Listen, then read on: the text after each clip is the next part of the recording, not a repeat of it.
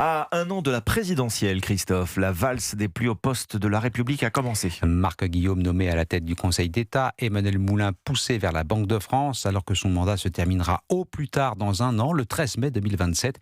Emmanuel Macron continue de placer ses fidèles dans les institutions les plus stratégiques du pays. Après Amélie de Montchalin à la Cour des comptes il y a 2 mois, les nominations s'accélèrent, Jacques Serret. Oui, c'est l'une des nominations les plus sensibles de cette fin de quinquennat. Marc Guillaume va prendre la semaine prochaine la tête du Conseil d'État, la plus haute juridiction administrative du pays. Âgé de 61 ans, cet ancien secrétaire général du gouvernement sous François Hollande puis Emmanuel Macron sera inamovible jusqu'à ses 68 ans. Une nomination qui ouvre immédiatement une vaste partie de chaises musicales au sommet de l'État.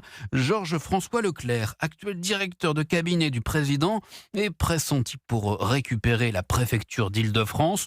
Dans le même temps, Emmanuel Macron propose désormais officiellement Emmanuel Moulin pour la Banque de France. Son ancien bras droit à l'Élysée pourrait y être nommé jusqu'en 2032, soit jusqu'à la fin du prochain quinquennat. Ou comment le locataire de l'Élysée verrouille les grandes institutions avant 2027 et prépare déjà l'après. Jacques Serret du service politique d'Europe